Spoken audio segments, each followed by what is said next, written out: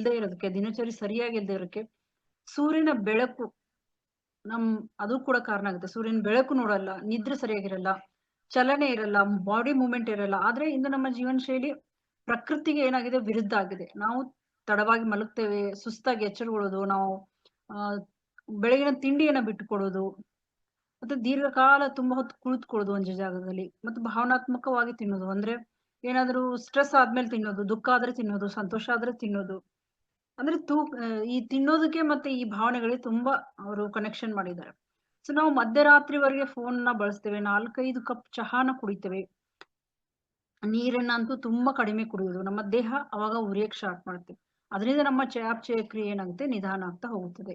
So ಕಬ್ಬಿನ ಅಂಶ ಸ್ವಯಂಚಾಲಿತವಾಗಿ ಏನಾಗುತ್ತೆ ಸಂಗ್ರಹ ಅಲ್ಲಿ ಕೊಬ್ಬಿನ ಅಂಶ ಸ್ವಯಂಚಾಲಿತವಾಗಿ ಅಲ್ಲಿ ದಿನ ಸಂಗ್ರಹಕ್ಕೆ ಶುರು ಆಗುತ್ತೆ ಅಲ್ಲಿ. ಇನ್ನು ಎರಡನೇದು ಏನಂದ್ರೆ ತಪ್ಪು ಆಹಾರ ಅಭ್ಯಾಸಗಳು. ಜನರು ಹೇಳ್ತಾರೆ ನಾನು ತುಂಬಾ ಕಡಿಮೆ ತಿಂತೇನೆ, ಆದ್ರೂ ನನ್ಗೆ ತೂಕ ಹೆಚ್ಚಾಗ್ತಾ ಇದೆ. ನಾನು ಏನು ತಿನ್ನೋದೇ ಇಲ್ಲ.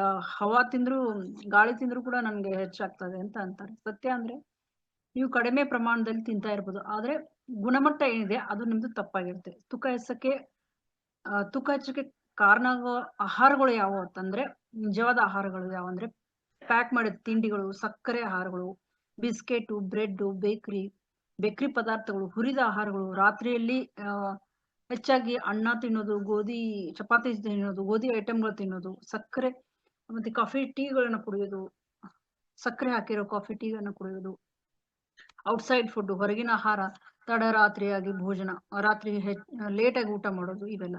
ಸೊ ಈ ಆಹಾರ 10 ನಿಮಿಷಗಳ ಕಾಲ ಆನಂದವನ್ನ ತರ್ತವೆ. ಆದ್ರೆ 24 ಗಂಟೆಗಳ ಕಾಲ ನಿಮ್ಮ ದೇಹಕ್ಕೆ ಹಾನಿ ಮಾಡ್ತವೆ ಫ್ರೆಂಡ್ಸ್.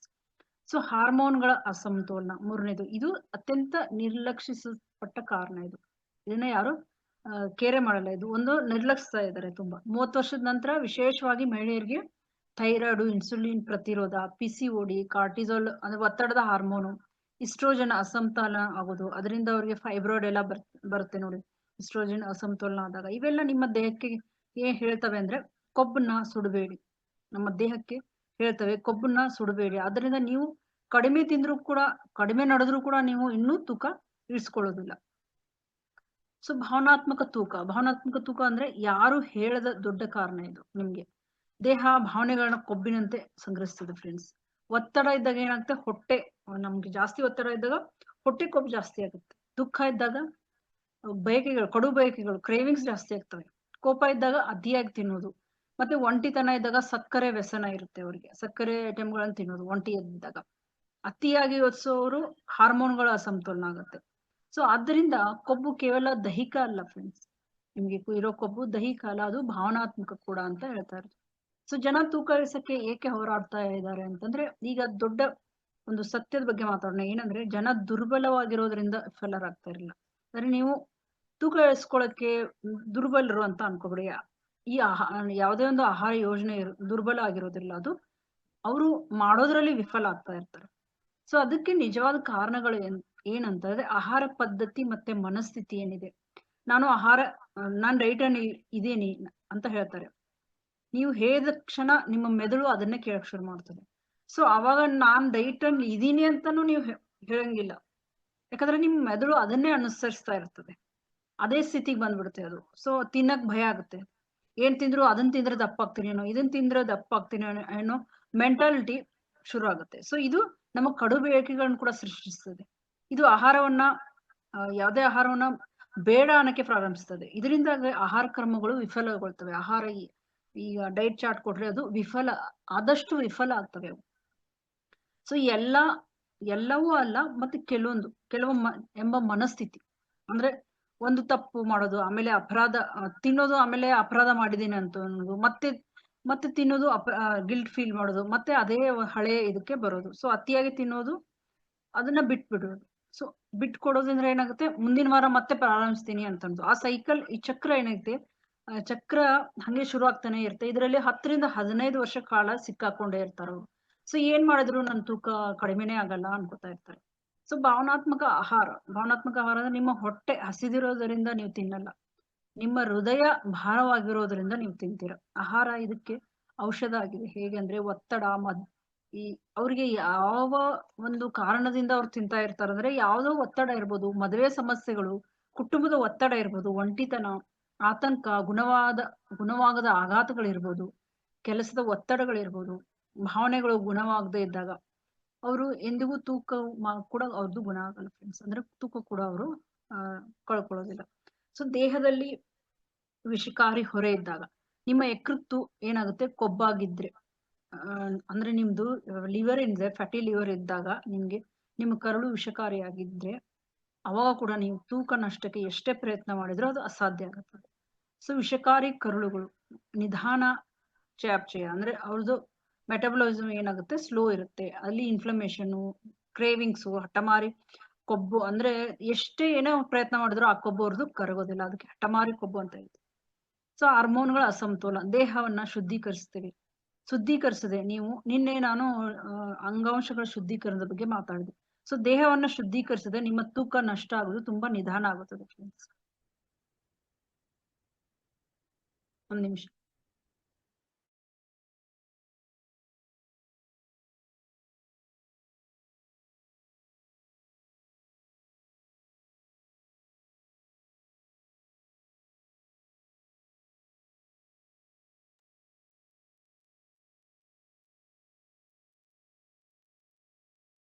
ಸೊ ಹಾರ್ಮೋನ್ಗಳ ಅಸಮತೋಲನ.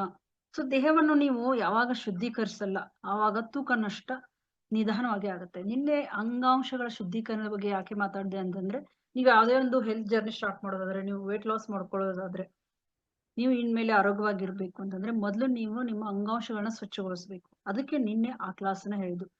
ಹಾರ್ಮೋನ್ಗಳು ಅಲ್ಲಿ ಏನಾಗುತ್ತೆ ಅಂದ್ರೆ ಹಾರ್ಮೋನ್ ಲಾಕ್ ಆಗ್ಬಿಡ್ತೇವೆ. ಇದರಿಂದ ಏನಾಗುತ್ತೆ, ಥೈರಾಯ್ಡ್, ಇನ್ಸುಲಿನ್, ಕಾರ್ಟಿಸಲ್ ತೊಂದರೆಗೊಳಗಾದಾಗ ಕೊಬ್ಬು ಸುಡೋದು ಕೂಡ ಅಲ್ಲಿ ಲಾಕ್ ಆಗ್ಬಿಡುತ್ತೆ. ಕೊಬ್ಬು ಸುಡೋದೇ ಇಲ್ಲ. ಸೊ ತೂಕ ನಷ್ಟ ಏನಾಗುತ್ತೆ, 3 ಪಟ್ಟು ಕಠಿಣ ಆಗ್ಬಿಡುತ್ತೆ ಅವಾಗ. ಸೊ ಮನಸ್ಥಿತಿ ಬ್ಲಾಕ್ಗಳಾಗಿಬಿಡ್ತವೆ. ಮನಸ್ಸೇ ಎಲ್ಲವನ್ನ ನಿಯಂತ್ರಿಸೋದು, ನಮ್ಮ ಭಾವನೆಗಳನ್ನ ನಿಯಂತ್ರಿಸೋದು.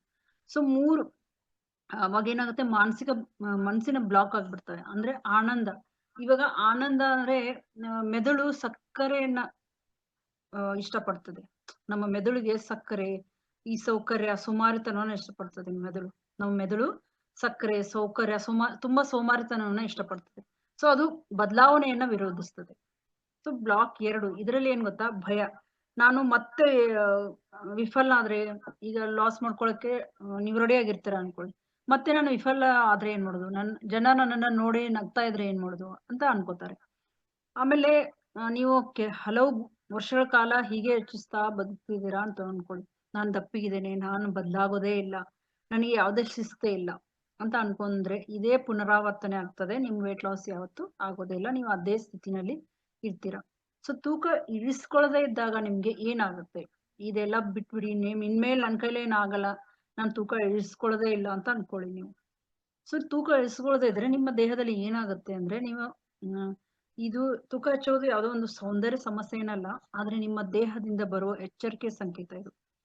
ತುಂಬಾ ದೀರ್ಘಕಾಲದವರೆಗೆ ನಿಮ್ಗೆ ತೂಕ ಇದ್ದಾಗ ಥೈರಾಯ್ಡ್, ಮಧುಮೇಹ, BP, PCOD, ಕೊಬ್ಬಿನ ಪಿತ್ತಜನಕಾಂಗ, ಫ್ಯಾಟಿ ಲಿವರು, ಒತ್ತಡ ಆಗುತ್ತೆ, ಕಳಪೆ ನಿದ್ರೆ, ಆತ್ಮವಿಶ್ವಾಸ ಕಡಿಮೆ ಆಗುತ್ತದೆ, ಬಂಜೆತನ ಸಮಸ್ಯೆಗಳು, ಬೆನ್ನು ನೋವು, ಮೊಣಕಾಲು ನೋವುಗಳು ಎಸ್ಪೆಷಲಿ ತೂಕ ಹೆಚ್ಚಿದ್ದವರಿಗೆ ಬರ್ತವೆ. ಯಾಕಂದ್ರೆ ನಮ್ಮ ಬಾಡಿ ಫ್ಯಾಟ್, ಮೊಣಕಾಲ್ದು ಕೆಪಾಸಿಟಿ ಎಷ್ಟು ಗೊತ್ತಾ, ಬರೀ 50 kg. 50 kg ಮಾತ್ರ ಹೊರಕ್ಕೆ ನಮ್ಮ ಮೊಣಕಾಲು ಇರೋದು. ಅದಕ್ಕಿಂತ ಜಾಸ್ತಿ ತೂಕ ಇದ್ರೆ ನಮ್ದು ಮೊಣಕಾಲು ನೋವು ಬರಕ್ಕೆ ಶುರು ಆಗುತ್ತೆ. ಸೊ ತೂಕ ಅದು ಅಲ್ಲದೆ ಅವರು ತುಂಬಾ ಹೊತ್ತು ನಿಂತ್ಕೊಂಡು ಕೆಲಸ ಮಾಡ್ತಾ ಇದ್ರೆ ಕಟ್ಲೇಜು ಲಾಸ್ ಆಗ್ತಾ ಬರುತ್ತೆ ಮೊಣಕಾಲು.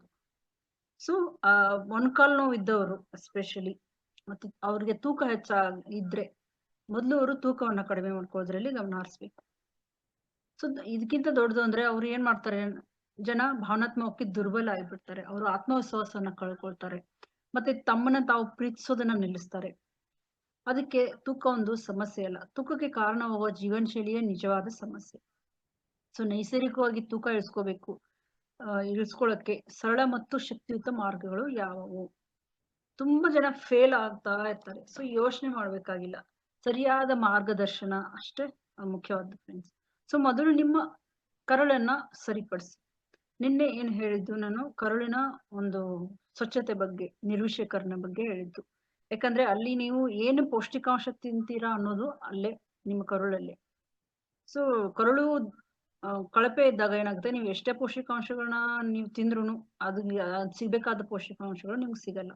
ಸೊ ಕರುಳಿನ ತೂಕ ಇಳಿಸುವ ರಾಜ ಅಂತಾನೆ ಹೇಳ್ಬೋದು. ಅದು ಕರುಳು ಏನಿದೆ ನಿಮ್ಮ ತೂಕ ಇಳಿಸುವ ರಾಜ ಅಂತಾನೆ ಹೇಳ್ಬೋದು. ಪ್ರತಿದಿನ ನೀವು ಬೆಳಿಗ್ಗೆ ಎದ್ದ ತಕ್ಷಣ 2 ಗ್ಲಾಸ್ ನೀರು ಕುಡಿಯೋದು,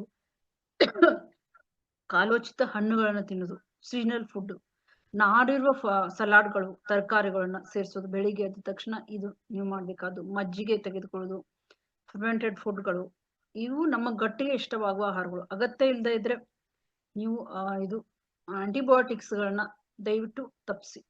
ತುಂಬಾ ಅಗತ್ಯವಿದ್ದಾಗ ಮಾತ್ರ ಆಂಟಿಬಯೋಟಿಕ್ಸ್ ನಮ್ಮ ಗಟ್ಟಲ್ಲಿರೋ ಎಲ್ಲಾ ಬ್ಯಾಕ್ಟೀರಿಯಾಗಳನ್ನ, ಗುಡ್ ಬ್ಯಾಕ್ಟೀರಿಯಾಗಳನ್ನ ಇದು ಸಾಯಿಸ್ತದೆ. ಸೊ ಅವ್ರಿಗೆ ಇಮ್ಯುನಿಟಿ ಪ್ರಾಬ್ಲಮ್ ತುಂಬಾ ಇರುತ್ತೆ, ಯಾರು ಪ್ರತಿಜೀವಿಕಗಳನ್ನ ಆಂಟಿಬಯೋಟಿಕ್ಸ್ ತಗೋತಾ ಇರ್ತಲ್ಲ ಅವ್ರಿಗೆ. ಸೊ ಕಡಿಮೆ ಆಗ್ಲಿ ಅಂತ ಅವ್ರು ಆಂಟಿಬಯೋಟಿಕ್ಸ್ ತಗೋತಾ ಇರ್ತಾರೆ, ಅದು ಲಾಂಗ್ ಟರ್ಮ್ ಅಲ್ಲಿ ಒಳ್ಳೇದಲ್ಲ. ಸೊ ಆರೋಗ್ಯಕರ ಕರಳ ಇದ್ದಾಗ ನಿಮ್ಗೆ ತೂಕ ನಷ್ಟ ಕೂಡ ಬೇಗ ಆಗುತ್ತೆ, ಬೇಗ ನೀವು ತೂಕವನ್ನ ಕಳ್ಕೊಳ್ತೀರಾ. ಇನ್ನು ಎರಡನೇದು ಯಕೃತ್ತನ್ನ ನಿರ್ವಿಷಗೊಳಿಸುವುದು. ಯಾಕಂದ್ರೆ ಯಕೃತ್ತು ಕೊಬ್ಬವನ್ನ ಸುಡುತ್ತದೆ, ಫ್ಯಾಟ್ ನ ಬರ್ನ್ ಮಾಡೋದೇ ನಮ್ಮ ಲಿವರ್. ಸೊ ಯಕೃತ್ತನ್ನ ಸ್ವಚ್ಛಗೊಳಿಸುವ ಕೆಲಸ ಮೊದಲಾಗಬೇಕು. ಜೀರಿಗೆ ನೀರು, ಮೆಂತೆ ನೀರು, ಸಕ್ಕರೆಯನ್ನ 80% ಸಕ್ಕರೆಯನ್ನ ಮೊದಲು ಕಡಿಮೆ ಮಾಡಿ, ಚಹಾ ಕಾಫಿಯನ್ನ ಕಡಿಮೆ ಮಾಡಿ, ರಾತ್ರಿ 10 ಗಂಟೆ ಒಳಗೆ ನಿದ್ರಿಸೋದು. ಭಾರಿ ಭೋಜನವನ್ನ ಜಾಸ್ತಿ ಅತಿಯಾದ ಭೋಜನವನ್ನ ರಾತ್ರಿ ತಪ್ಪಿಸಿ. ಸೊ ನಿಮ್ಮ ಯಕೃತ್ತು ಏನಾಗುತ್ತೆ, ನಿಮ್ಮ ನೈಸರ್ಗಿಕ ಕೊಬ್ಬು ಬರ್ನರ್ ಅದು. ಇದನ್ನೆಲ್ಲ ಮಾಡಿದ್ರೆ ಕೊಬ್ಬಿಗೆ ಅದು ಲೋಡ್ ಕಡಿಮೆ ಆಗುತ್ತೆ. ನೀವು ಏನೆಲ್ಲ ಹಾಕ್ತಾ ಇದ್ರೆ ನೀವು ಯಾವತ್ತೂ ತೂಕ ಲಾಸ್ ಮಾಡಲ್ಲ. ಅದಕ್ಕೆ ಇಷ್ಟವಾದ ಆಹಾರಗಳನ್ನ ಹಾಕಿದ್ರೆ ಮಾತ್ರ ಕೊಬ್ಬನ್ನ ಕರಸಕ್ಕೆ ಯಕೃತ್ತು ನಿಮ್ಗೆ ಸಹಾಯ ಮಾಡ್ತದೆ. ಮೂರನೇದು ಇನ್ನು ಸ್ವಚ್ಛವಾಗಿ ತಿನ್ನೋದು. ಕಡಿಮೆ ಮಾಡ್ಬೇಡಿ, ಅಂದ್ರೆ ಸ್ವಚ್ಛವಾಗಿ ತಿನ್ನಿ, ಆದ್ರೆ ಕಡಿಮೆ ತಿನ್ಬೇಡಿ ಅಂತ. ತೂಕ ಇಳಿಸ್ಕೊಳ್ಳೋದು ಹಸಿವಿನಿಂದ ಬಳೋದು ಅಂತಲ್ಲ. ನೀವು ಹಸಿವಿನಿಂದ ಇದ್ದು ತೂಕ ಇಳಿಸ್ಕೋದು ತಪ್ಪು ಪದ್ಧತಿ. ಇದು ಸರಿಯಾದ ಆಹಾರವನ್ನ ಸೇವಿಸೋದ್ರ ಬಗ್ಗೆ. ನೀವು ಆಹಾರವನ್ನ ಸರಿಯಾಗಿ ಸೇವಿಸಿ, ಆದ್ರೆ ಉಪವಾಸ ಮಾತ್ರ ಇರಬೇಡಿ. ಮನೆಯ ಆಹಾರವನ್ನ ಸೇವಿಸಿ. ಮತ್ತೆ ಇದು ಕಾಮನ ಬಿಲ್ಲಿನ ಆಹಾರಗಳು ಅಂದ್ರೆ rainbow foods, rainbow colour fruits and vegetables, 7 colour ಅಲ್ಲಿರೋ ಫ್ರೂಟ್ಸ್ ಅಂಡ್ ವೆಜಿಟೇಬಲ್, ತರಕಾರಿಗಳನ್ನ ಚೆನ್ನಾಗಿ ಸೇವಿಸಿ. ಸೊ ಪ್ರೋಟೀನ್ಗಳನ್ನ ಸೇರಿಸಿ, ದಾಲ್, ಕಡಲೆ, ಪನ್ನೀರು, ಒಳ್ಳೆ ಕ್ವಾಲಿಟಿ ಪನ್ನೀರ್ ಇದ್ರೆ ಮಾತ್ರ. ಸೊ ಪ್ರೋಟೀನ್ಗಳನ್ನ ಸೇರಿಸಿ. ಪ್ರೋಟೀನ್ ಕೂಡ ನಿಮ್ಮ ದೇಹಕ್ಕೆ, ನೀವು ವೇಟ್ ಲಾಸ್ ಮಾಡ್ತಾ ಇದ್ರೆ ಪ್ರೋಟೀನ್ ತುಂಬಾ ಮುಖ್ಯ ಆಗುತ್ತೆ. ಯಾಕಂದ್ರೆ ಈ ಕಡೆ ನೀವು ವೇಟ್ ಲಾಸ್ ಮಾಡಕ್ ಶುರು ಮಾಡಿದ್ರೆ ಅಲ್ಲಿ ಪ್ರೋಟೀನ್ ಕಡಿಮೆ ಆಗಕ್ಕೆ ಶುರು ಆಗುತ್ತೆ ನಿಮ್ಮ ದೇಹದಲ್ಲಿ. ಅದರಿಂದ ನಿಮಗೆ ಬೇರೆ ಸಮಸ್ಯೆಗಳು ಶುರು ಆಗಿ ಹೋಗ್ತವೆ. ಅಂದ್ರೆ ಸ್ಕಿನ್ ಇಳಿಯೋದು, ಲೂಸ್ ಆಗೋದು, ಮುಖ ಈ ತರ ಕೆಳಗಡೆ ಬರೋದು, ವಯಸ್ಸಾದವ್ರ ತರ ಕಾಣೋದು, ಇಲ್ಲೆಲ್ಲ ಡಾರ್ಕ್ ಸರ್ಕಲ್ ಬರೋದು, ಒಂಥರ ಅವರು ಜ್ಯೂಸ್ ಹಿಂಡಿದಂಗೆ ಇರ್ತಾರೆ, ಒಂಥರ ಎನರ್ಜಿ ಎಲ್ಲ ಹೋದಂಗೆ ಇರ್ತಾರೆ ಕೆಲವು ಸಡನ್ ಆಗಿ ವೇಟ್ ಲಾಸ್ ಮಾಡೋರೆಲ್ಲ. ಸೊ ಅದಕ್ಕೆ ಪ್ರೋಟೀನ್ ಆಹಾರಗಳನ್ನ ತೆಗೆದುಕೊಳ್ಳೋದು ತುಂಬಾ ಮುಖ್ಯ. ಬೀಜಗಳನ್ನ ಸೇರಿಸಿ, ಎಸ್ಪೆಷಲಿ ಅಗಸೆ ಮತ್ತು ಚಿಯಾ ಬೀಜಗಳು. ಇದು ನಮ್ಮ ಗಟ್ಟಿಗೆ, ನಮ್ಮ ಲಿವರ್ಗೆ ತುಂಬಾ ಇಷ್ಟವಾದ ಆಹಾರಗಳು ಇದು. ಸೊ ರಾತ್ರಿಯಲ್ಲಿ ಗೋಧಿ ಮತ್ತು ಅಕ್ಕಿಯನ್ನ ಕಡಿಮೆ ಮಾಡಿ. ಸೊ ನಾವು ತಿನ್ನೋದೇ ಗೋಧಿ, ಅಕ್ಕಿ, ಮತ್ತೆ ಇನ್ನೇನು ತಿನ್ಬೇಕು ಅಂತ ಕೇಳಿದ್ರೆ ನೀವು ದಾಲ್ಗಳನ್ನ ತಿನ್ಬೋದು. ರೆಡ್ ರೈಸ್ ಮತ್ತೆ ಇದು ಸೂಪ್ಗಳನ್ನ ತಿನ್ಬೋದು.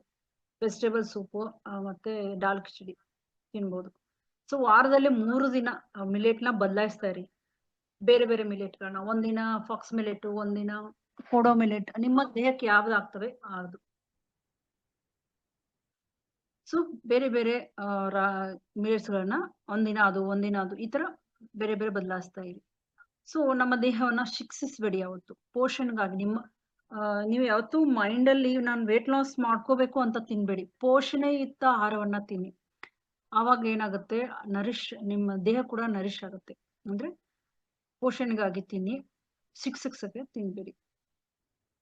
ಈಟ್ for nourishment, not for punish ಅಂತ ಹೇಳ್ತಾರೆ ಅದಕ್ಕೆ. ಸೊ ನಿಮ್ಮ ದೇಹವನ್ನ ಚಲಿಸಿ. Movement is very very important.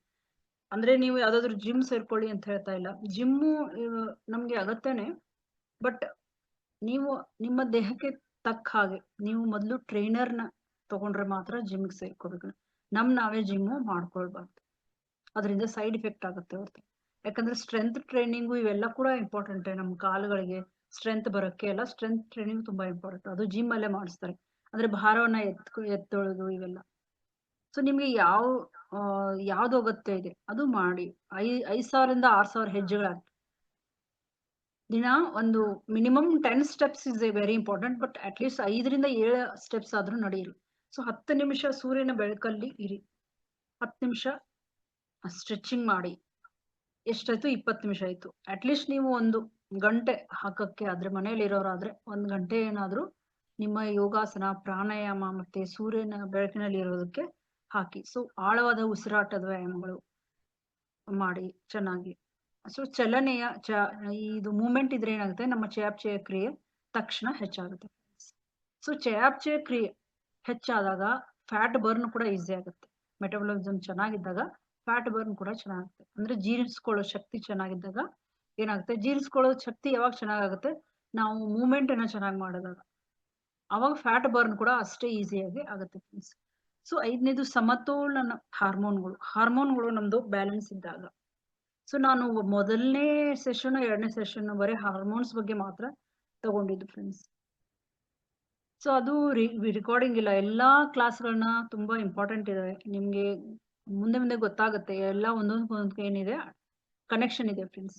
So ಎಲ್ಲಾ ಕ್ಲಾಸ್ಗಳನ್ನ ಸರಿಯಾಗಿ ನೋಡಿ ಅರ್ಥ ಮಾಡ್ಕೊಳ್ಳಿ. ಸೊ ಹಾರ್ಮೋನ್ಗಳನ್ನ ಸಮತೋಲನ ಮಾಡೋದು ಹೇಗೆ ಅನ್ನೋದನ್ನ ಅದರಲ್ಲಿ ತುಂಬಾ ಡೀಟೇಲ್ ಆಗಿ ಹೇಳಿದ್ದೆ.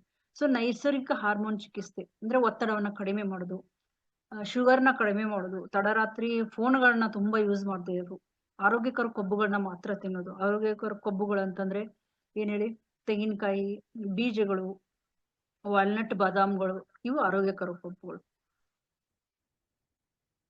ಸೊ ಇದು ನೆಲೆಗಡಲೆ, ತುಪ್ಪ ಇವುಗಳನ್ನೆಲ್ಲ ಮಿತವಾಗಿ ತಿನ್ನೋದು. ಹಾರ್ಮೋನ್ಗಳು ಗುಣವಾದಾಗ ತೂಕ ಕೂಡ ಬ್ಯಾಲೆನ್ಸ್ ಇದ್ದಾಗ ತೂಕ ಕೂಡ ಕರಗುತ್ತೆ ಫ್ರೆಂಡ್ಸ್. ಸೊ ಇದು ಮೇಲಲ್ಲಿ ಕೂಡ ಇರ್ತವೆ ಹಾರ್ಮೋನ್ಸ್, ಲೇಡೀಸ್ ಅಲ್ಲಿ ಮಾತ್ರ ಅಲ್ಲ, ಮೇಲಲ್ಲಿ ಕೂಡ ಇರ್ತವೆ. ಇನ್ನು 6ನೇದು ನಿಮ್ಮ ಮನಸ್ಸನ್ನ ಗುಣಪಡಿಸಿ ಫ್ರೆಂಡ್ಸ್. ತೂಕ ನಷ್ಟ ಅಂದ್ರೆ ಏನ್ ಹೇಳಿ, ತೂಕ ಕಳ್ಕೊಳ್ಳೋದು 80% ನಿಮ್ಮ ಮನಸ್ಥಿತಿಗೆ ಸಂಬಂಧಪಟ್ಟಿದೆ. 20% ಮಾತ್ರ ನಿಮ್ಮ ಡೈಟ್ ಲೈಫ್ ಸ್ಟೈಲ್ ಸಂಬಂಧಪಟ್ಟಿದೆ. ಸೊ ನಿಮ್ಮ ಮನಸ್ಸೇ ಎಲ್ಲದಕ್ಕೂ ಒಂದು ಮೂಲ ಇದನ್ನೇ ಅಂತ ಹೇಳ್ಬೋದು. ತೂಕ ನಷ್ಟಕ್ಕೆ ತುಂಬಾ ಕಾರಣ ಆಗುತ್ತೆ. ಸೊ ದೈನಂದಿನ 5 ನಿಮಿಷಗಳ ದಿನಚರಿ, ಮೌನವಾಗಿರೋದು, ಕೃತಜ್ಞತೆ, ಧನಾತ್ಮಕ ದೃಢೀಕರಣಗಳು, ಕೃತಜ್ಞತೆ ಎಲ್ಲ ಹೇಳ್ಕೊಟ್ಟಿದ್ದೆ ಲಾಸ್ಟ್ ಕ್ಲಾಸ್ ಅಲ್ಲಿ, ಕೃತಜ್ಞತೆ ಮಾಡೋದ್ರ ಬಗ್ಗೆ, ಮೌನದ ಬಗ್ಗೆ. ಸೊ ಧನಾತ್ಮಕ ದೃಢೀಕರಣಗಳು, ಅಫರ್ಮೇಶನ್ಸ್, ಓಕೆ, ಉಸಿರಾಡೋಕೆ, ಧ್ಯಾನ. ಮನಸ್ಸು ಶಾಂತವಾದಾಗ ಏನಾಗುತ್ತೆ, ದೇಹ ಹಗುರ ಆಗುತ್ತೆ. ಸೊ 7ನೇದು ನೀವು ಇದನ್ನು ಸ್ಥಿರತೆ ಇರಬೇಕು, ಕನ್ಸಿಸ್ಟೆನ್ಸಿ ಇರಬೇಕು. ಮಾಡ್ತಾ ಇದ್ರೆ ಒಂದಿನ ಮಾಡಿದ್ನ, ಇನ್ನೊಂದಿನ ಬಿಟ್ನ, ನಾಳೆಯಿಂದ ಸ್ಟಾರ್ಟ್ ಮಾಡ್ತೀನಿ. ಈ ವೇಟ್ ಲಾಸ್ ಅಲ್ಲಿ ಹೀಗಾಗಲ್ಲ. ಸೊ ಪ್ರತಿಯೊಂದು ತಿನ್ನೋದು ನಿಮ್ಮ ಇದಕ್ಕೆ ಅಫೆಕ್ಟ್ ಆಗುತ್ತೆ. So consistency is very important. ಅದೇನಂದ್ರೆ ದಿನನಿತ್ಯ ಪುನರಾವರ್ತಿಸುವ ಸಣ್ಣ ಅಭ್ಯಾಸಗಳು ನಿಮ್ಗೆ ತುಂಬಾ ರಿಸಲ್ಟ್ ಕೊಡ್ತಾ ಹೋಗ್ತವೆ. ನೀವು ಒಂದೇ ನೀರು ಕುಡಿಯೋದನ್ನೇ ಸಣ್ಣ ಬದಲಾವಣೆನೇ ಅನ್ಕೊಂಡ್ರು ಅದು ಕೂಡ ನಿಮ್ಮ ವೇಟ್ ಲಾಸ್ಗೆ ತುಂಬಾ ಹೆಲ್ಪ್ ಆಗುತ್ತದೆ. ಸೊ ಸಣ್ಣ ಬದಲಾವಣೆ ತುಂಬಾ ಒಂದು ದೊಡ್ಡ ಬದಲಾವಣೆ ಸೃಷ್ಟಿಸುತ್ತದೆ. 1 ತಿಂಗಳಲ್ಲಿ ಎಷ್ಟೊಂದು ಬದಲಾವಣೆ ಆಗುತ್ತದೆ ಫ್ರೆಂಡ್ಸ್, ನೀವು ದಿನ ಮಾಡೋ ಬದಲಾವಣೆ. ಸೊ ನಿಮ್ಗೆ ಹೊಸ ಆಹಾರ ಪದ್ಧತಿ ಯಾವುದೇ ಅಗತ್ಯ ಇಲ್ಲ. ಯಾವುದೇ ಒಂದು ಪೌಡರ್ಗಳು ಮಾರ್ಕೆಟ್ ಅಲ್ಲಿ ಸಿಗೋ ವೇಟ್ ಲಾಸ್ ಅದು ಇದು ಸಿಗ್ತವೆ, ಅದು ಅಗತ್ಯ ಇಲ್ಲ. ನೀವು ಕರೆಕ್ಟ್ ಆಗಿ ಮಾಡಿದ್ರೆ ನಿಮ್ಗೆ ಹೊಸ ಜೀವನ ಶೈಲಿ ಬೇಕು ಅಷ್ಟೇ. ನಿಮ್ಮ ಲೈಫ್ ಸ್ಟೈಲ್ ನ ಚೇಂಜ್ ಮಾಡ್ಕೋಬೇಕು. ನೀವು ಈಗ ಇದ್ದೀರಲ್ಲ ಆ ಲೈಫ್ ಸ್ಟೈಲ್ ಮಾತ್ರ ಚೇಂಜ್ ಮಾಡ್ಕೋಬೇಕು. ಸೊ ನೀವು ಇದನ್ನ ಶಾಶ್ವತವಾಗಿ ನೆನಪಿಟ್ಕೊಳ್ಬೇಕು ಅಂತ ನಾನು ಅನ್ಕೋತೀನಿ. ಯಾಕಂದ್ರೆ ತೂಕ ಇಳಿಸೋದು ಸ್ಲಿಮ್ ಆಗೋದ್ರ ಬಗ್ಗೆ ಮಾತ್ರ ಅಲ್ಲ ಫ್ರೆಂಡ್ಸ್, ನೀವು ಆರೋಗ್ಯವಾಗಿ, ಆತ್ಮವಿಶ್ವಾಸ, ಶಕ್ತಿಯುತ ಮತ್ತೆ ಶಾಂತಿಯುತ ಮತ್ತೆ ಜೀವಂತವಾಗಿರೋದ್ರ ಬಗ್ಗೆ ಇದೆ. ಸೊ ಇಂದು ನೀವು ನಿಮ್ಮ ಆಹಾರ ಪದ್ಧತಿ ಅಂದ್ರೆ ಈಗ ಶುರು ಮಾಡಿದ್ರೆ ಅನ್ಕೊಳ್ಳಿ, ಆವಾಗ ನಿಮ್ಗೆ ನೀವು ಭರವಸೆ ನೀಡ್ತೀರಾ. ಸೊ ನಿಮ್ಮ ಅಭ್ಯಾಸಗಳನ್ನ ಬದಲಾಯಿಸುವಷ್ಟು ನೀವೇ ನಿಮ್ಮ ಅಭ್ಯಾಸಗಳನ್ನ ಬದಲಾಯಿಸ್ತೀರಾ, ನಿಮ್ಮನ್ನ ನೀವು ಪ್ರೀತಿಸ್ತೀರಾ, ಮತ್ತೆ ನಿಮ್ಗೆ ಭರವಸೆ ನೀಡಿ. ಯಾಕಂದ್ರೆ ನಿಮ್ಮ ಜೀವನ ಶೈಲಿ ಬದಲಾದಾಗ, ನಿಮ್ಮ ತೂಕ ಬದಲಾದಾಗ, ನಿಮ್ಮ ಹಾರ್ಮೋನ್ಗಳು ಬದಲಾದಾಗ, ನಿಮ್ಮ ಆತ್ಮವಿಶ್ವಾಸ ಬದಲಾದಾಗ ನಿಮ್ಮ ಜೀವನ ಕೂಡ ಬದಲಾಗ್ತದೆ. ಸೊ ಬೆಳಿಗ್ಗೆ ನಿಮ್ಮ ಏನು ಅಂದ್ರೆ ಎದ್ದ ತಕ್ಷಣ ನೀವು ವೇಟ್ ಲಾಸ್ ಮಾಡ್ಕೊಳ್ಳೋರು ಹೇಳ್ತಾ ಇದೀನಿ, ನುಗ್ಗೆ ಸೊಪ್ಪಿನ ಪೌಡರು ಅಥವಾ ಹುಲ್ಲಿನ ರಸ, ಗೋಧಿ ಹುಲ್ಲಿನ ರಸ, ಅದನ್ನ ಫ್ರೆಶ್ ಇದ್ರೆ ಫ್ರೆಶ್ ತಗೊಳ್ಳಿ, ಇಲ್ಲಾಂದ್ರೆ ಮಾರ್ಕೆಟ್ ಅಲ್ಲಿ ಪೌಡರ್ ಫಾರ್ಮ್ ಅಲ್ಲಿ ಸಿಗುತ್ತೆ. ಅದು 1 ಚಮಚ ಅದೊಂದು ಚಮಚ ಮಿಕ್ಸ್ ಮಾಡಿ ಅದನ್ನ ಮಿಕ್ಸಿಯಲ್ಲಿ ಗ್ರೈಂಡ್ ಮಾಡಿ, ಅದೊಂದು ಚಮಚ ಒಣ ಪೌಡರ್ ಇದ್ರೆ ಹೇಳ್ತಾ ಇದ್ದೀನಿ, ಅದು ಬಬಲ್ಸ್ ಇದ್ರೆ ಎಲ್ಲ ಹೋಗ್ಬಿಡುತ್ತೆ. ಸೊ ನೀರ್ ಹಾಕಿ 1 ಗ್ಲಾಸ್ ನೀರ್ ಹಾಕಿ ಅದನ್ನ ಗ್ರೈಂಡ್ ಮಾಡಿ, ಒಂದೊಂದು ಚಮಚ ಹಾಕಿ ಗ್ರೈಂಡ್ ಮಾಡಿ ಬೆಳಿಗ್ಗೆ ಕುಡೀರಿ. ಇದು ಮೊದಲನೇ ಆಯ್ತು. ಮೊದಲು ಬಿಸಿ ನೀರು, ಅದು 2ನೇ ಇದು. 3ನೇದು ರಾತ್ರಿ 5 ಬಾದಾಮು 2 ವಾಲ್ನಟ್ ನೆನೆ ಹಾಕಿ ರಾತ್ರಿ, 2 ವಾಲ್ನಟ್ಟು 5 ಬಾದಾಮು ಬೆಳಿಗ್ಗೆ ಎದ್ದು ಸಿಪ್ಪೆ ಸುಲಿದು ಅದನ್ನ ತಿನ್ನಿ. ಇದು 3ನೇ ಹಂತ. 4ನೇ ಹಂತ ಏನಂತಂದ್ರೆ ಹಣ್ಣುಗಳು, ಇಲ್ಲಾಂದ್ರೆ ಸ್ಮೂತಿ ಮಾಡ್ಕೊಳ್ಬಹುದು. ಒಂದು ಸ್ಮೂತಿ ಹೇಳ್ತೀನಿ, ಒಂದೇ ಸರಿ ಎಲ್ಲ ಹೇಳಿದ್ರೆ ನಿಮ್ಗೆ ನೆನ್ಪುಳಿಯಲ್ಲ. ಒಂದ್ ಹೇಳ್ತೀನಿ, ಒಂದು ಬಾಳೆಹಣ್ಣು, ಒಂದು ಆಪಲ್, ಮತ್ತೆ ಒಂದ್ ಸ್ವಲ್ಪ ಪುದೀನ ಹಾಕಿ ಅದರಲ್ಲಿ ಅದನ್ನ ಸ್ಮೂತಿ ಮಾಡಿ ಅದನ್ನ ಕುಡೀರಿ ನೀವು ಬೆಳಿಗ್ಗೆ. ಇಷ್ಟೆಲ್ಲ ಮಾಡಿದ್ಮೇಲೆ ಬಾದಾಮು ಇದೆಲ್ಲ ತಿಂದು ಸ್ಮೂತಿ ಕುಡಿದ್ಮೇಲೆ ನಿಮ್ಗೆ ಹಶು ಆಗಿಲ್ಲ ಅಂತಂದ್ರೆ ನೀವು ಊಟ ಮಾಡ್ಬಿಡಿ. ನೀವು ತುಂಬಾ ವೇಟ್ ಇದ್ದವ್ರು ಇದ್ರೆ ನೀವು ಬೆಳಿಗ್ಗೆ ಊಟ ಮಾಡದಿದ್ರೆ ನಡೆಯುತ್ತೆ. ನಿಮ್ಗೆ ಹಶು ಆದ್ರೆ ತಿನ್ನಿ. ನೀವು ಮನೆಯಲ್ಲಿ ಅವತ್ತು ಏನ್ ತಿಂಡಿ ಮಾಡಿರ್ತೀರಾ, ಇಡ್ಲಿ, ದೋಸಾ, ಪೊಂಗಲ್ ಏನಾದ್ರೂ ಮಾಡಿರ್ತಿರಲ್ಲ ಅಂತ ತಿನ್ನಿ. ಇಷ್ಟ ಆಯ್ತು. ಇದು ಬೆಳಗಿನ ದಿನಚರಿ. ಸೊ ಮಧ್ಯಾಹ್ನ ದಿನಚರಿ ನಾಳೆ ಹೇಳ್ತೀನಿ. ಯಾಕಂದ್ರೆ ನಾನು ಎಲ್ಲ ಹೇಳಿದ್ರೆ ನೀವು ಪಾಲಿಸಲ್ಲ. ನನಗೆ ಒಂದು ಗ್ರೂಪ್ ಅಲ್ಲಿ ಯಾರು ಮೆಸೇಜ್ ಮಾಡಲ್ಲ, ಏನ್ ಮಾಡ್ತಾ ಇದ್ದೀರಾ, ಏನಾದ್ರೂ ನಿಮ್ಮ ಆರೋಗ್ಯಕ್ಕೆ ಯಾವ ಕ್ರಮ ತಗೋತಾ ಇದ್ದೀರಾ, ಯಾವ್ದನ್ನ ಸ್ಟಾರ್ಟ್ ಮಾಡಿದ್ದೀರಾ ಅಂತ ಯಾರು ಮೆಸೇಜು ಮಾಡ್ತಾ ಇಲ್ಲ ಅಲ್ಲಿ. ಸೊ ಯಾವ್ದನ್ನ ನಾನು ಹೇಳ್ತೀನಿ ಅದನ್ನ ಮೆಸೇಜ್ ಮಾಡಿದ್ರೆ ನೀವು ಮಾಡ್ತಾ ಇದ್ದೀರಾ ಅಂತ ನನ್ಗೆ ಗೊತ್ತಾಗುತ್ತೆ. ಸೊ ಬೆಳಗಿನ ದಿನಚರಿ ಇಷ್ಟು ಮಾಡ್ಕೊಂಡು ಹೋಗಿ. ನಿಮ್ಮ ವೇಟ್ ಲಾಸ್ ಮಾಡೋರಿಗೆ ಇದು ತುಂಬಾ ಹೆಲ್ಪ್ ಆಗುತ್ತೆ. ಮತ್ತೆ ಇನ್ನು ವರ್ಕೌಟ್, ಇದು ಫಿಸಿಕಲ್ ಆಕ್ಟಿವಿಟಿ ಇದೇನೆ ಅದೆಲ್ಲ ವೇಟ್ ಲಾಸ್ ಮಾಡೋರು, ಎಸ್ಪೆಷಲಿ ವೇಟ್ ಲಾಸ್ ಮಾಡೋರು ಒಂದು ಯೋಗ ಜಾಯ್ನ್ ಆಗಿ, ಇಲ್ಲಾಂದ್ರೆ ನೀವು ಇದು ಜಾಯ್ನ್ ಆಗಿ, ಜಿಮ್ ಜಾಯ್ನ್ ಆಗಿ. ಯಾವ ವಯಸ್ಸಿನ ಮಿತಿ ಇಲ್ಲ ಆಕ್ಚುಲಿ ಜಿಮ್ ಜಾಯ್ನ್ ಆಗೋರಿಗೆ. ಅಲ್ಲಿ ಟ್ರೈನರು ಸರಿಯಾಗಿ ಟ್ರೈನ್ ಕೊಡ್ತಾರೆ, ವಯಸ್ಸಾದವರು ಇದ್ರು ಕೂಡ ನಿಮ್ಗೆಲ್ಲ ಏನು ಮಾಡ್ಸಲ್ಲ. ಅಲ್ಲಿ ನಿಮ್ಗೆ ವೇಟ್ ಲಾಸ್ ಆಗಕ್ಕೆ ಏನ್ ಹೆಲ್ಪ್ ಆಗುತ್ತೆ ಅನ್ನೋದನ್ನ ಮಾತ್ರ ಹೇಳ್ತಾರೆ. ಇಲ್ಲ ಅಂದ್ರೆ ನಮ್ಗೆ ಎರಡೂ ಮಾಡಕ್ಕಾಗಲ್ಲ ಅಂದ್ರೆ ನೀವು ಮನೆಯಲ್ಲಿ ಸೂರ್ಯ ನಮಸ್ಕಾರನ ಮಾಡಿ. ಎಷ್ಟು ಒಂದೇ ದಿನ 13 ನಮಸ್ಕಾರ ಮಾಡ್ಬೇಡಿ. ಮೊದ್ಲು 2 ಮಾಡಿ, 5 ಮಾಡಿ, ಎಷ್ಟಾಗುತ್ತೆ ಅಷ್ಟು ಮಾಡಿ. ದಿನಕ್ಕೆ ಒಂದೊಂದನ್ನ ಇನ್ಕ್ರೀಸ್ ಮಾಡ್ತಾ ಹೋಗಿ. ಸೂರ್ಯ ನಮಸ್ಕಾರ ವೇಟ್ ಲಾಸ್ ಮಾಡೋರಿಗೆ ತುಂಬಾ ಹೆಲ್ಪ್ ಆಗುತ್ತೆ. ಸೊ ಸ್ಟ್ರೆಸ್ ಇಂದ ನಿಮ್ಗೆ ವೇಟ್ ಗೇನ್ ಆಗ್ತಾ ಇದ್ರೆ ಏನ್ ಮಾಡಿ ಅಂದ್ರೆ ಅಶ್ವಗಂಧ ಪೌಡರ್ ಸಿಗತ್ತೆ. ಅಶ್ವಗಂಧ ಪೌಡರ್ನ ರಾತ್ರಿ ನೀವು ನೀರಲ್ಲಿ ಹಾಕಿ ಮಲ್ಗೋ ಟೈಮಲ್ಲಿ ಕುಡೀರಿ. ಸ್ಟ್ರೆಸ್ ಕಡಿಮೆ ಆಗುತ್ತೆ. ಇದು ಅಂದ್ರೆ ಸ್ಟ್ರೆಸ್ ಇಂದ ವೇಟ್ ನಿಮ್ಗೆ ಏನಾಗಿದ್ರೆ ಈ ತರ ಅಶ್ವಗಂಧ ಪೌಡರ್ನ ತೆಗೆದುಕೊಳ್ಳಿ. ಸೊ ಊಟದಲ್ಲಿ ಏನ್ ಮಾಡಿ ಅಂದ್ರೆ ಮಧ್ಯಾಹ್ನ ಊಟದಲ್ಲಿ ನೀವು ಒಂದು ಮೊಳಕೆ ಕಾಳಿನ ಪಲ್ಯ ಇರಬೇಕು ನಿಮ್ ಪ್ಲೇಟ್ ಅಲ್ಲಿ, ಒಂದು ಸೀಸನಲ್ ವೆಜಿಟೇಬಲ್ ಯಾವ್ದಾದ್ರು ತರಕಾರಿ ಪಲ್ಯ, ಆಮೇಲೆ ಸ್ವಲ್ಪ ಅನ್ನ ಇರ್ಬೇಕು. ಕಾರ್ಬೋಹೈಡ್ರೇಟ್ ಯಾವತ್ತು ಕಡಿಮೆ ಇರಬೇಕು. ರೊಟ್ಟಿ ಮತ್ತೆ ಅನ್ನ ಕಾರ್ಬೋಹೈಡ್ರೇಟ್ ಇವು ಅದ್ರ ಪ್ರಮಾಣ ಕಡಿಮೆ ಆಗಿರಬೇಕು. ಮತ್ತೆ 1 ಕಪ್ ಸಲಾಡು. ಈ ಸಲಾಡು ಬೇಳೆ ಏನಿದೆಯಲ್ಲ ಅದು ಪ್ರೋಟೀನ್ ಆಯ್ತು. ಪ್ರೋಟೀನ್ ಮತ್ತೆ ತರಕಾರಿ ಮತ್ತೆ ಸಲಾಡ್ ಏನಾಯ್ತು ಅದು ಫೈಬರ್ ಆಯ್ತು. ಫೈಬರ್ ಜಾಸ್ತಿ ಇರ್ಬೇಕು ನಿಮ್ ತಟ್ಟೆನಲ್ಲಿ. ಅದಕ್ಕೆ 1 ತರಕಾರಿ ಪಲ್ಯ, ಒಂದು ಸಲಾಡ್ ಅಂತ ಹೇಳಿದೆ, ಸೌತೆಕಾಯಿ, ಕ್ಯಾರೆಟ್, ಅದೊಂದು ಬೊಟ್ಲು. 2 ಸೇರಿ ಏನಾಯ್ತು ಫೈಬರ್ ಜಾಸ್ತಿ ಆಯ್ತು. ಸೊ ಪ್ರೋಟೀನ್ಗೆ ಮೊಳಕೆ ಕಾಳು ಪಲ್ಯ ಅಂತ ಹೇಳಿದೆ, 1 ಬೊಟ್ಲು. ಅನ್ನ, ರೊಟ್ಟಿ ಅಥವಾ ಚಪಾತಿ. ಚಪಾತಿ ಕಡಿಮೆ ಮಾಡಿ. ವೇಟ್ ಲಾಸ್ ಮಾಡೋರ್ಗೆ ಹೇಳ್ತಾ ಇದ್ದೀನಿ, ಚಪಾತಿನ ಆದಷ್ಟು ಕಡಿಮೆ ಮಾಡಿ. ತುಂಬಾ ದಿನದಿಂದ ತಿಂತಾ ಇದ್ದವ್ರು ಇದ್ರೆ ವಾರಕ್ಕೆ 1-2 ಸಲ ಮಾಡಿ. ತಿಂದೇ ಇದ್ದವರು ಅಟ್ಲೀಸ್ಟ್ ನೀವು ತಿನ್ಲೇಬೇಡಿ ಅಂತ ಹೇಳುದು. ವೇಟ್ ಲಾಸ್ ಅಫೆಕ್ಟ್ ಆಗುತ್ತೆ ಚಪಾತಿ, ಗ್ಲೂಟೆನ್. ಸೊ ಮಿಲೆಟ್ ರೊಟ್ಟಿಗಳೆಲ್ಲ ತಿನ್ಬೋದು. ಜೋಳದ ರೊಟ್ಟಿ, ಎಲ್ಲ ಮಿಲೆಟ್ಸ್ ರೊಟ್ಟಿಗಳಿದಾವಲ್ಲ ಅವನ್ನೆಲ್ಲ ರೊಟ್ಟಿ ತಗೋಬಹುದು. ಜೋಳದ ರೊಟ್ಟಿ, ಮತ್ತೆ ರಾಗಿ ರೊಟ್ಟಿ, ಅಕ್ಕಿ ರೊಟ್ಟಿ ಬೇಡ, ರಾಗಿ ರೊಟ್ಟಿ ಮತ್ತೆ ಜೋಳದ ರೊಟ್ಟಿ, ಮಿಲೆಟ್ಸ್ ರೊಟ್ಟಿಗಳನ್ನೆಲ್ಲ ತೆಗೆದುಕೊಳ್ಬಹುದು. ಸೊ ಅನ್ನ ಇದೆಯಲ್ಲ, ವೈಟ್ ರೈಸ್ ಬೇಡ ವೇಟ್ ಲಾಸ್ ಮಾಡೋರಿಗೆ, ರೆಡ್ ರೈಸ್. ಆಮೇಲೆ ಏನೇನು ಆಯ್ತಿದು, ಕಾರ್ಬೋಹೈಡ್ರೇಟ್ ಆಯ್ತು, ಪ್ರೋಟೀನ್ ಆಯ್ತು, ಮತ್ತೆ ಫೈಬರ್ ಆಯ್ತು. ಇನ್ನು ಫ್ಯಾಟು ಕೂಡ ಬೇಕು. ಕಂಪ್ಲೀಟ್ ಮೀಲ್ ಆಗಿರ್ಬೇಕು. ಇದೆಲ್ಲ ಬ್ಯಾಲೆನ್ಸ್ ಇದ್ದಾಗ ವೇಟ್ ಲಾಸ್ ಮಾಡ್ಕೊಳ್ಳೋಕ್ಕೂ ಈಸಿ ಆಗಿರುತ್ತೆ. ಮತ್ತೆ ನಮ್ಮ ಎಲ್ಲ ಓವರ್ ಆಲ್ ನಮ್ಮ ಹೆಲ್ತ್ ಕೂಡ ಸುಧಾರಿಸ್ತದೆ. ಫ್ಯಾಟ್ ಅಲ್ಲಿ ಏನ್ ಬೇಕು, 1 ಚಮಚ ತುಪ್ಪ ಅಷ್ಟೇ. ನೀವು ಯಾವ ಒಂದು ಸಪ್ಲಿಮೆಂಟ್ಸ್ಗಳು ಬೇಡ, ಏನ್ ಬೇಡ, 1 ಚಮಚ ತುಪ್ಪ ಬೇಕು ಅಷ್ಟೇ. ಮತ್ತೆ ನಿಮ್ಮ ಗಟ್ ಕ್ಲೀನ್ ಮಾಡಕ್ಕೆ, ನಿಮ್ಮ ಒಂದು ಇದು ಲಿವರ್ ಕ್ಲೀನ್ ಮಾಡಕ್ಕೆ, ಹಾರ್ಮೋನಲ್ ಬ್ಯಾಲೆನ್ಸ್ ಆಗ್ಬೇಕು ಅಂತಂದ್ರೆ ಒಂದು ಪೌಡರ್ ಹೇಳ್ತೀನಿ. ಅದು ಮಾರ್ಕೆಟ್ ಅಲ್ಲಿ ನಿಮ್ಗೆ ಸಿಗುತ್ತೆ. ಅವೆಲ್ಲ ಪೌಡರ್ಗಳು ತಂದು ಮನೇಲಿ ಮಾಡ್ಬೇಕು ನೀವು. ನಾನು ನೆಕ್ಸ್ಟ್ ಕ್ಲಾಸ್ ಅಲ್ಲಿ ಅದ್ರ ಬಗ್ಗೆನೇ ಹೇಳ್ತೀನಿ. ಆ ಪೌಡರ್ ಮಾಡ್ಕೊಂಡ್ರೆ ನಿಮ್ಮ ಹಾರ್ಮೋನಲ್ ಬ್ಯಾಲೆನ್ಸ್ ಆಗುತ್ತೆ.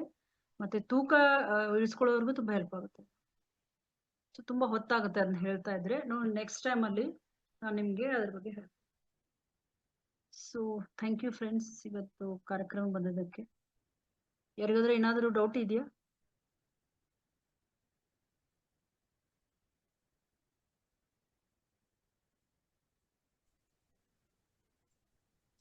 ಮೇಡಮ್ ನಮಸ್ತೆ ಮೇಡಮ್. ಹಾ ನಮಸ್ತೆ ಹೇಳಿ. ಮೇಡಮ್ ಮೊಣಕಾಲು ನೋವು ಇದೆಯಲ್ಲ, ನಾನು ಏನು ಆಹಾರ ಪದ್ಧತಿಗಳನ್ನ ಇದು ಮಾಡ್ಕೋಬೇಕು ಮೇಡಮ್? ಏನ್ ಹೇಳಿದ್ರಿ? ಮೊಣಕಾಲು ನೋವು ಇದೆ ಮೇಡಮ್ ನನ್ಗೆ. ಹಾ ಮೊಳ್ಕಾಲ್ ನೋಡಿದಲ್ಲ. ಹಾ. ನಿಮ್ಗೆ ಫ್ಯಾಟ್ ಅಲ್ಲಿ ತುಪ್ಪ ಹೇಳಿದ್ನಲ್ಲ ಅದು, ಮತ್ತೆ ಓಕೆ ನೀವು ವಾಲ್ನಟ್ ಮತ್ತೆ ಬಾದಾಮ್ಗಳನ್ನ ನೆನೆ ಹಾಕಿ ತಗೊಳ್ಳಿ ಬೆಳಿಗ್ಗೆ. ಇದು ಓಕೆ ಕೂಡ ಮೇಡಮ್. ನಿಮ್ಗೆ ವೇಟ್ ಎಷ್ಟಿದೆ ನಿಮ್ದು? ಮೇಡಮ್ 65 ಇದೆ ಮೇಡಮ್. 65 ಇದೆಯಾ? ಹೈಟ್? ಹೈಟು 5.5 ಇದೆ ಮೇಡಮ್. ಹಾ ಓಕೆ. ನೀವು 5 to 6 kg ವೇಟ್ ಲಾಸ್ ಮಾಡಿದ್ರೆ ಸಾಕು. ಯಾಕಂದ್ರೆ ಸರಿ. ವೇಟ್ ಕೂಡ ನಮ್ಮ ಮೊಳಕಾಲ ಮೇಲೆ ಅಫೆಕ್ಟ್ ಆಗುತ್ತೆ. ಮೊದ್ಲು ಅದನ್ನ ಹೇಳಿದ್ನಲ್ಲ, ನಿಮ್ ವೇಟ್ 50 kg ಅಷ್ಟೇ ಕೆಪಾಸಿಟಿ ಇರೋದು ಮೊಳಕಾಲ್ದು. Okay okay madam. ಸೊ ನಿಮ್ಮ ಹೈಟ್ಗೆ ತಕ್ಕಂಗೆ ನೀವು 5 to 6 kg ವೇಟ್ ಲಾಸ್ ಮಾಡಿದ್ರೆ ಸಾಕು. ಸರಿ madam, thank you thank you. ಮತ್ತೆ ಡಿಟಾಕ್ಸ್ ಮಾಡ್ಕೊಳ್ಳಿ, ಕಿಡ್ನಿ ಡಿಟಾಕ್ಸ್. ನಾನು ನಿನ್ನೆ ಒಂದು ಕ್ಲಾಸ್ ಮಾಡಿದ್ದೆ, ಅದರಲ್ಲಿ ಹೇಳ್ತೀನಿ ನಿಮ್ಗೆ. ಡಿಟಾಕ್ಸ್ ಮಾಡ್ಕೊಂಡ್ರು ಕೂಡ ನಿಮ್ಮ ಮೊಳಕಾಲು ನೋವಿಗೆ ತುಂಬಾ ಹೆಲ್ಪ್ ಆಗುತ್ತೆ ಮೇಡಮ್. ಟಾಕ್ಸಿನ್ಸ್ ಎಲ್ಲ ಹೊರಗಡೆ ಹೋಗುತ್ತೆ. ಮೇಡಮ್ ಹೆಂಗ್ ಮಾಡೋದು ಮೇಡಮ್ ಅದು?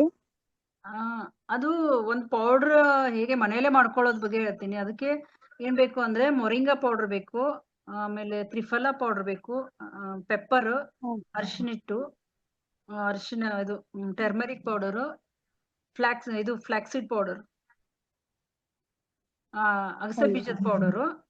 ಈ ಪೌಡರ್ಗಳೆಲ್ಲ ರೆಡಿಮೇಡ್ ಸಿಗ್ತವೆ. ಅದನ್ನ ಎಲ್ಲ ಮಿಕ್ಸ್ ಮಾಡ್ಬೇಕು. ಅದು ಎಷ್ಟು ಪ್ರಮಾಣದಲ್ಲಿ ಮಾಡ್ಬೇಕು ಅನ್ನೋದನ್ನ ಹೇಳ್ತೀನಿ ನಾನು. ಅಂದ್ರೆ ಎಲ್ಲಾನು ಎಲ್ಲಾ ಅಷ್ಟಷ್ಟು ಹಾಕಂಗಿಲ್ಲ, ಇಷ್ಟಿಷ್ಟು ಗ್ರಾಮ್ ಅಂತಾನೆ ಹಾಕ್ಬೇಕು ಒಂದೊಂದಕ್ಕೆ. ಸೊ ಅದನ್ನ ಹೇಳ್ತೀನಿ, ಅದ್ ನೀವು ಮನೇಲೆ ಮಾಡ್ಕೊಂಡು ಕುಡೀರಿ ಮೇಡಮ್. ಅದು ಹಾರ್ಮೋನಲ್ ಬ್ಯಾಲೆನ್ಸ್ ಮಾಡಕ್ಕೆ ಮತ್ತೆ ಕಿಡ್ನಿ ಡಿಟಾಕ್ಸ್ ಮಾಡಕ್ಕೆ ಎರಡು ಇದಾವೆ. ನಾನು ನಿಮ್ಗೆ ನಾಳೆ ಕ್ಲಾಸಿಗೆ ಜಾಯ್ನ್ ಆದ್ರೆ ಹೇಳಿ. Okay madam, okay, thank you thank you.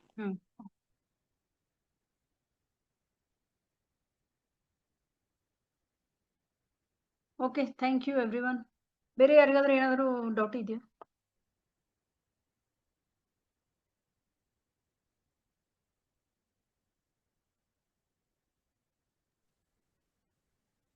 ಅಷ್ಟೇ. ಸವಿತಾ ಅವ್ರೆ ಹೇಳಿ. ಅಷ್ಟೇ. ನನಗೆ ಇದು ಇಮ್ಡಿ ನೋವು, ಅದು ಹಳೆ ನೋವು, ಒಂದು 2 ವರ್ಷನೇ ಆಯ್ತು. ಅದು ಈಗ ಒಂದು 15 ದಿನದಿಂದ ತುಂಬಾ ನೋವು, ನಡಿಲಿಕ್ಕೆ ಆಗೋದಿಲ್ಲ. ಎಂತ ಮಾಡಂತಾನೆ ಗೊತ್ತಾಗೋದಿಲ್ಲ. ವೇಟ್ ಇದ್ದೀರಾ ನೀವು? ಎಷ್ಟು ವೇಟ್ ಇದ್ದೀರಾ? ವೆಯ್ಟ್ ಅದೇ 72 kg ಇದ್ದೀನಿ. ಅದು ಒಂದೇ ಇಮ್ಡಿ ನೋವು. ನಿಮ್ಗೆ ನಾನು ಹೇಳಿದ್ನಲ್ಲ ವೇಟ್ ಜಾಸ್ತಿ ಇದೆ ನಿಮ್ಗೆ ಅಂತ. ಹೌದು, ಮಾಡ್ತೇನೆ. ನೀವು ಹೇಳಿದೆಲ್ಲ ಮಾಡ್ತೇನೆ. 10 ರಿಂದ 15 kg ವೇಟ್ ಲಾಸ್ ಮಾಡ್ಕೋಬೇಕು ಮೇಡಮ್ ನೀವು. ವೇಟ್ ಅದು ಲಾಸ್ ಒಂದೇ ಕಡಿಮೆ ಮಾಡ್ಕೊಂಡು. ಅದು ಒಂದೇ ಇಮ್ಡಿ ನೋವು ಅಂತ, ಅದೇ ಹಳೆ ನೋವು. ಅದು ಒಮ್ಮೆ ಗುಂಡಿಗೆ ಕಾಲು ಹಾಕ್ಬಿಟ್ಟು ಉಳುಕಿರೋದು. ಹೌದು, ಹಳೆ ನೋವು ಕೆಲವೊಂದು ಬರ್ತಾ ಇರ್ತವೆ. ನೀವು ತಾಡಾಸನ ಮಾಡಿ ಕೈ ಇಟ್ಕೊಂಡು ಹಿಮ್ಮಡಿನ ಮೇಲೆ ಎತ್ಸಿ ಹಾಗೆಲ್ಲ ಮಾಡ್ತಿದ್ದೀನಿ, ಮೊನ್ನೆಯಿಂದ ಮಾಡ್ತಿದ್ದೀನಿ. ಮತ್ತೆ ಕಾಲುಗಳನ್ನ ಮೊನ್ನೆ ಒಂದ್ಸರಿ ಹೇಳಿದ್ದೆ ನಾನು, ಹಿಮ್ಮಡಿ ಮೇಲೆ ನಡೆಯೋದು, ಇನ್ನೊಂದು ಬೆರಳು ಮೇಲೆ ನಡೆಯೋದು, ಇನ್ನು ಸೈಡ್ ಮಾಡಿ. ಯೋಗದಲ್ಲಿ ಹೇಳ್ತಾರಲ್ಲ ಅದು ಸೈಡ್ ನಡೆಯೋದು. ಈ ತರ ಕಾಲನ್ನ ಹಿಂಗ್ ಮಾಡಿ ನಡೆಯೋದು. ಇದು ಕಾಲ್ ಅನ್ಕೊಳ್ಳಿ, ಈ ತರ ಮಾಡಿ ನಡೆಯೋದು. ಇನ್ನೊಂದ್ಸರಿ ಈ ತರ ಮಾಡಿ ನಡೆಯೋದು. ಅಲ್ಲೇ ಯೋಗ ಮ್ಯಾಟ್ ಹಾಕೊಂಡು ಅಲ್ಲೇ ನಡೆದಾಡ್ತಾ ಇರಿ ಸ್ವಲ್ಪ. ಹಾಗೆ ಮಾಡ್ತಿದ್ದೀನಿ, ಮೊನ್ನೆ ಹೇಳ್ಕೊಟ್ರಲ್ಲ ಹಾಗೆ. ಅದ್ರ ಜೊತೆಗೆ ಒಂದೇ ಏನೋ ಆಗಲ್ಲ, ಎಲ್ಲಾನು ಮಾಡ್ಬೇಕು. ವೇಟ್ ಲಾಸ್ ಮಾಡ್ಕೋಬೇಕು ನೀವು. ಆಮೇಲೆ ಗಟ್ ಕ್ಲೀನಿಂಗ್ ಮಾಡ್ಕೋಬೇಕು. ಆಮೇಲೆ ಜೊತೆಗೆ ಈ ಆಸನಗಳನ್ನು ಮಾಡಿ, ಈಸಿ ಇರೋ ಆಸನಗಳು ಎಲ್ಲ ಇವುಗಳನ್ನ ಮಾಡಿ. ಮತ್ತೆ ತುಂಬಾ ಹೊತ್ತು ಕುತ್ಕೊಂಡಾಗ ಎಲ್ಲ ಸ್ವಲ್ಪ ಅಲ್ಲೇ ರೊಟೇಟ್ ಮಾಡಿ ಕಾಲುಗಳನ್ನೆಲ್ಲ. ತುಂಬಾ ಹೊತ್ತು 1 ಗಂಟೆ ಮೇಲೆ ಒಂದೇ ಜಾಗದಲ್ಲಿ ಕುತ್ಕೋಬಾರ್ದು. ಸ್ವಲ್ಪ ಎದ್ದು ಆಮೇಲೆ ಮತ್ತೆ ಸ್ಟ್ರೆಚಿಂಗ್ ಆಗ್ಬೇಕು ಸ್ವಲ್ಪ, ಯಾಕಂದ್ರೆ ಬಾಡಿ ಅಲ್ಲೇ ಸ್ಟಿಫ್ ಆಗ್ಬಿಡುತ್ತೆ. ತುಂಬಾ ನೋವು ಅಂದ್ರೆ ಇವು ನಡಿಲಿಕ್ಕೆ ಆಗೋದಿಲ್ಲ ಅಂತ, ಅಷ್ಟು ನೋವು. ಬೆಳಗ್ಗೆ ಮಲಗಿ ಎದ್ದು ಹೋದಾಗ ತುಂಬಾ ನೋವುತ್ತೆ ಅಂತ, ಕಾಲು ಊರ್ಲಿಕ್ಕೆ ಆಗೋದಿಲ್ಲ. ಮೊದ್ಲೇದು ವೇಟ್ ಲಾಸ್ ಮಾಡ್ಕೊಳ್ಳಿ ನೋಡಿ, ಬೇಕಾದ್ರೆ ಎಷ್ಟು ಚೇಂಜಸ್ ಆಗುತ್ತೆ ಬಾಡಿನಲ್ಲಿ ವೇಟ್ ಲಾಸ್ ಮಾಡ್ಕೊಂಡ್ಮೇಲೆ. ಓವರ್ ಆಲ್ ನಮ್ ಪೇನ್ಗಳೆಲ್ಲ ಕಡಿಮೆ ಆಗ್ತವೆ. ಹೈಟ್ ಎಷ್ಟಿದೆ ನಿಮ್ದು? ಹೈಟ್ ಎಷ್ಟಿದೆ ಅಂತ ಗೊತ್ತಿಲ್ಲ, ನೋಡ್ಲಿಲ್ಲ. ನೀವು ಅವತ್ತು ಕೇಳಿದ್ನಲ್ಲ, ಹೇಳಿಲ್ಲ ಅಲ್ಲ ನೀವು? ನೋಡ್ಲಿಲ್ಲ, ಮತ್ತೆ ಹೋಯ್ತು. ಅಂದ್ರೆ ಹೈಟಿಗೆ ತಕ್ಕಂಗ ವೇಟ್ ಇದ್ರೆ ಎಷ್ಟ್ ಮಾಡ್ಕೋಬೇಕು ನೀವು ವೇಟ್ ಅಂತ ಗೊತ್ತಾಗುತ್ತೆ. ನಾಳೆ ಹೇಳ್ತೀನಿ ವೇಟ್ ಎಷ್ಟಿದೆ ಅಂತ ನೋಡ್ಬಿಟ್ಟು. ಹೈಟ್. ಆಯ್ತು. Okay okay madam. Thanks. Thank you. ಚೆನ್ನಾಗಿತ್ತು ಇವತ್ತು ಕ್ಲಾಸ್ ಎಲ್ಲ. Thank you. Thank you. Thank you. Okay, class end ಮಾಡ್ತೀನಿ. ಯಾರಿಗಾದ್ರೆ ಏನಾದ್ರು ಕೇಳಿದ್ರೆ ಹ್ಯಾಂಡ್ ರೈಸ್ ಮಾಡಿ, ಇಲ್ಲಾಂದ್ರೆ ಎಂಡ್ ಮಾಡು. ಮೇಡಮ್ ಹೇರ್ ಲಾಸ್ ಏನ್ ಮಾಡ್ಬೇಕು ಮೇಡಮ್? ಹ್ಮ್ ಹೇರ್ ಲಾಸ್ ತುಂಬಾ ಹೇರ್ ಲಾಸ್ ಯಾಕಾಗ್ತಾ ಇದೆ ಅನ್ನೋದನ್ನ ತಿಳ್ಕೊಬೇಕಲ್ಲ ಮೇಡಮ್. ಸ್ಟ್ರೆಸ್ಗ ಅಥವಾ ನೀವು ನಿಮ್ದು ರೂಟ್ ಕಾಸ್ ಏನ ಅಂತ ತಿಳ್ಕೊಬೇಕು. ತುಂಬಾ ಇದಕ್ಕೆ ಕಾರಣಕ್ಕೆ ಹೇರ್ ಲಾಸ್ ಆಗುತ್ತೆ. ಒಂದು ಏಜ್ ರಿಲೇಟೆಡ್, ಒಂದು ಪೌಷ್ಟಿಕಾಂಶ ಸರಿಯಾಗಿ ತಗೊಳ್ಳದೆ ಇದ್ದಾಗ, ಒತ್ತಡ ಚಿಂತೆ ಇದ್ದಾಗ, ಅದನ್ನ ಯಾವ್ದು ಮೇನ್ ಕಾರಣ ಯಾವ್ದು ಅಂತ ತಿಳ್ಕೊಂಡು ಅದ್ರ ಮೇಲೆ ಮಾಡ್ಬೇಕು. Okay madam, okay, thank you. Diet chart, ಈ ವೇಟ್ ಲಾಸ್ ಹೇಳಿರೋ ಡೈಟ್ ಚಾರ್ಟ್ ಅನ್ನ ಕೂಡ ಫಾಲೋ ಮಾಡಿ ನೀವು. ಯಾಕಂದ್ರೆ ಇದರಲ್ಲಿ ಬಾದಾಮು ವಾಲ್ನಟ್ ಎಲ್ಲ ಹೇಳಿದೀನಲ್ಲ, ಸೊ ಇದು ಕೂಡ ಹೆಲ್ಪ್ ಆಗುತ್ತೆ ನಿಮ್ಗೆ. ಬೆಳಿಗ್ಗೆ ಮೊರಿಂಗಾ ಪೌಡರ್, ಇದು ನುಗ್ಗೆ ಸೊಪ್ಪಿನ ಪೌಡರ್, ಇಲ್ಲಾಂದ್ರೆ ನುಗ್ಗೆ ಸೊಪ್ಪು ಸಿಗ್ತಾ ಇದ್ರು ಕೂಡ ನಿಮ್ಗೆ ಕ್ಯಾಲ್ಸಿಯಂ ಚೆನ್ನಾಗಿರುತ್ತೆ ಅದರಲ್ಲಿ. ಅದು ಕೂಡ ನಿಮ್ ಕಾಲು ಕೂಡ ಇದು ಆಗುತ್ತೆ, ಹೆಲ್ಪ್ ಆಗುತ್ತೆ ಕ್ಯಾಲ್ಸಿಯಂಗೆ. ಸೊ ಫ್ರೆಶ್ ಲೀವ್ಸ್ ನೀವು ಜ್ಯೂಸ್ ಮಾಡಿ ಕುಡಿಬಹುದು, ಇಲ್ಲ ಅಂದ್ರೆ ನೀವು ಪೌಡರ್ ಸಿಗದೆ ಇದ್ರೆ ಪೌಡರ್ ತಗೊಳ್ಳಿ.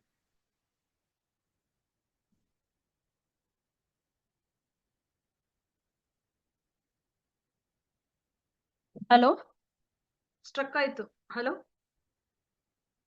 ಮಮತಾಜ್ ಅವ್ರೆ?